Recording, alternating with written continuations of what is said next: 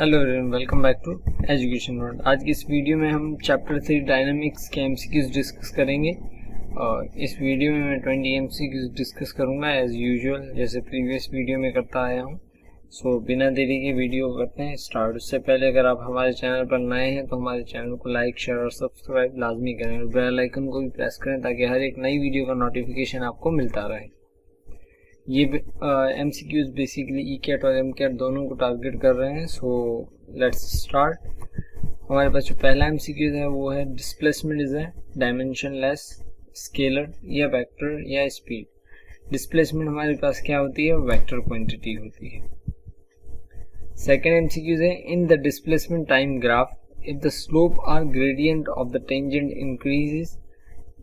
Option A है velocity becomes constant, average velocities become greater, acceleration decrease, velocity decrease. तो हमारे पास जो डिस्प्लेसमेंट टाइम ग्राफ होता है वो basically rate of change of displacement बता रहा होता है, जो कि हमारे पास होती है वेलोसिटी। अब अगर हम स्पीड टाइम ग्राफ की बात करें तो हमारे पास स्पीड टाइम ग्राफ में हमारे पास स्पीड इंक्रीज हो रही होती है, तो यहाँ पे rate of change with respect to displacement हो जाएगा, तो हमारे पास एवरेज वेलोसिटी जो है वो ग्रेटर बन जाएगी। थर्ड क्वेश्चन है the force which produces acceleration of 1 meters per second square in a body of mass 1 kilogram is equals to. तो हम अगर ये देखें तो ये हमारे पास सीधी सीधी न्यूटन की डेफिनेशन है। तो हमारे पास ऑप्शन ए है 1 डाइन, 1 न्यूटन, 10 केजी या 10 डाइन। तो हमारे पास 1 newton is the correct answer. उसके बाद एमसीक्यूज नंबर 4 है हमारे पास value of mu k is. Mu k हमारे पास स्टैटिक फ्रैक्शन का कोफिशिएंट है हमारे पास, जो कि होता है greater than mu s. Static friction के इक्वल होता है, ग्रेटर होता है उससे। फिफ्थ क्वेश्चन है when a spaceship is out of the pull of the earth. Option A it moves with constant velocity, zero velocity, its velocity start decreasing, its speed start decreasing. तो जब gravitational pull हमारा खत्म हो जाता है तो हम कांस्टेंट वेलोसिटी से कोई भी बॉडी स्पेस में मूव कर रही होती है। 6 है the force of fraction on a car wheel on a road of mass m is. हमारे पास जो फोर्स ऑफ फ्रैक्शन दी जाती है उसका फॉर्मूला क्या है? अगर हमारे पास मास को m से जाहिर किया हो तो वो डेफिनेटली हमारे पास म्यू mg होता है। ये बुक से ये एमसीक्यूज है। 7 एमसीक्यूज है a body whose speed is constant has. ऐसी बॉडी जिसकी स्पीड कांस्टेंट है तो उसकी एक्सेलरेशन जीरो हो जाएगी, क्योंकि rate of change of velocity हमारे पास एक्सेलरेशन होती है। तो स्पीड या वेलोसिटी हमारे पास अगर कांस्टेंट है तो रेट ऑफ चेंज वाली डेफिनेशन बनी नहीं रही, तो हमारे पास एक्सेलरेशन हो जाएगी zero. Average velocity is rate of change of velocity, rate of change of किसके होता है? डिस्प्लेसमेंट के। 9 है motion along a single line is called motion in 1 dimension, motion in 2 dimension, motion in 3 dimension या none of these. तो single line के along अगर कोई मोशन हो रहा है तो मोशन इन 1 डायमेंशन कहलाएगा। The mass of an object is a quantitative measure of it's.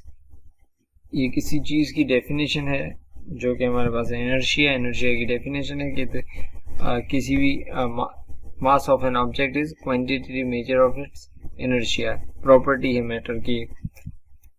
A stone has a mass of 40 grams, its weight is. Weight का फॉर्मूला हमारे पास होता है W is equal to mg। अगर उस फॉर्मूले में वैल्यूज पुट करेंगे तो हमारे पास 0.392 न्यूटन आंसर आएगा। ये इसका सॉल्यूशन। हमारे पास मास है ग्राम्स में दिया हुआ है, उसे हम किलोग्राम में कन्वर्ट करेंगे तो ग्राम से किलोग्राम जाने के लिए हम 1000 से गिवन मास को डिवाइड करते हैं, जो 0.04 kg हमारे पास आंसर आएगा। जी की वैल्यू 9.8 अगर हम रखें तो हमारे पास 0.392 न्यूटन आंसर आ जाएगा। 12 है an object whose mass is 100 gram start from rest and moves with a constant acceleration of 20 centimeter per second square. At the end of 8 second its momentum in gram centimeter per second will be. Momentum हमारे पास अगर इसकी calculation करें तो 16,000 आएगा। अब उसकी अगर सॉल्यूशन की बात करें तो यहाँ पे जो डेटा दी हुई है पहले हम वो डेटा बनाते हैं कि वो डेटा हमारे पास क्या है। तो हमारे पास ये डेटा दी हुई है, हमारे पास मास दिया हुआ है और इनिशियल वेलोसिटी दी हुई है जो कि स्टार्ट फ्रॉम रेस्ट से हमें मिल रही है कि वो 0 होगी। एक्सेलरेशन दी हुई है 20 centimeter per second square, time है 8 सेकेंड और मोमेंटम हमें फाइंड करना है। तो मोमेंटम का जो फार्मूला होता है मास मल्टीप्लाई विद वेलोसिटी। अब जो ये वेलोसिटी होती है ये फाइनल वेलोसिटी होती है हमारे पास। अब हमें इनिशियल वेलोसिटी तो दी हुई है पर फाइनल नहीं दी हुई, तो इस डेटा से हमें फाइनल वेलोसिटी पहले फाइंड करनी है। तो फर्स्ट इक्वेशन ऑफ मोशन से हम ये फाइंड कर सकते हैं। First equation of motion in terms of momentum हमारे पास होती है v equal to u plus a t. v है फाइनल वेलोसिटी और u है इनिशियल वेलोसिटी। तो इसमें जब वैल्यू सब्स्टिट्यूट करेंगे तो हमारे पास 160 सेंटीमीटर पर सेकेंड आ जाएगा आंसर इसका। अब हम इजीली इस वैल्यू को इस इक्वेशन में पुट करें तो हमारे पास मोमेंटम आ जाएगा 16,000। 13 क्वेश्चन है the force which will accelerate 10 kg mass at 98 centimeter per second square on a smooth horizontal plane is. हमें फोर्स कैलकुलेट करनी है, मास दिया हुआ है एंड एक तरह से एक्सेलरेशन दी हुई है पर स्टैंडर्ड यूनिट में नहीं है। तो हमें ये फाइंड कर इसका सॉल्यूशन जब हम करेंगे F इक्वल टू ma वाली फार्मूले से तो हमारे पास 9.8 न्यूटन आंसर आएगा। अब हमारे पास मास है 10 kg और g है 98 सेंटीमीटर पर सेकेंड स्क्वायर। इसे अगर हम मीटर पर सेकेंड स्क्वायर में कन्वर्ट करेंगे तो 100 से डिवाइड कर देंगे क्योंकि हम सेंटीमीटर से मीटर में जा रहे हैं। तो 0.98 हमारे पास आ जाएगा। अब फार्मूला यूज करो F इक्वल टू ma तो we will get 9.8 newton. 14 question है string passes over smooth pulley and carries 2 kg mass at one end and 3 kg mass at the other end. What is acceleration of the masses. हमें acceleration find करनी है। हमारे पास दो masses given है और g की value अगर हम देखें तो हमारे पास 9.8 हम ले सकते हैं। तो इसमें हम अगर केसेस देखें पुली के दो केसेस से उसमें से एक केस हम यूज़ करेंगे तो हमारे पास आंसर आएगा 1.96 मीटर पर सेकेंड स्क्वायर। बात करें सॉल्यूशन की तो सॉल्यूशन में ये फार्मूला यूज़ करेंगे तो हमें आंसर मिल जाएगा। 15 क्वेश्चन है what is the tension in the string in above case. अब यहाँ पे हमें एक्सेलरेशन तो मिल गई 1.96 मीटर्स पर सेकेंड स्क्वायर। हमें टेंशन फाइंड करनी है। तो इसी तरीके से टेंशन का फार्मूला हमारे पास होगा m1g minus T is equal to m1a। ये हमने जब पुली की डेरिवेशन करते हैं तब हम ये इक्वेशन ड्राइव करते हैं। तो इसमें अगर वैल्यूज हम पुट करेंगे तो हमें टेंशन मिल जाएगी 23.52 न्यूटन।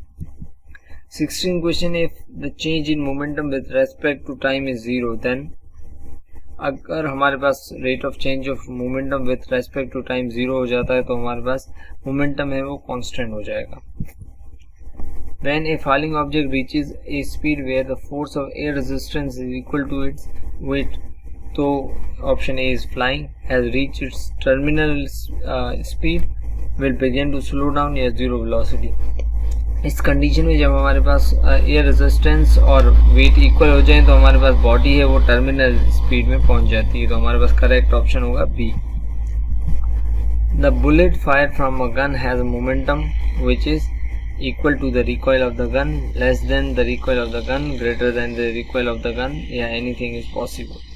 हमारे पास इसका जो आंसर होगा वो equal to the recoil of the gun होता है हमारे पास law of conservation of momentum के अकॉर्डिंग।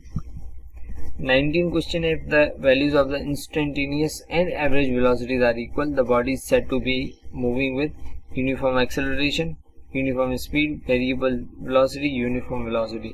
हमारे पास इंस्टेंटेनियस वेलोसिटी वो वेलोसिटी होती है जो कि किसी स्पेसिफिक टाइम इंटरवल पे हम फाइंड करें, हमारे पास कैलकुलेट की जाए।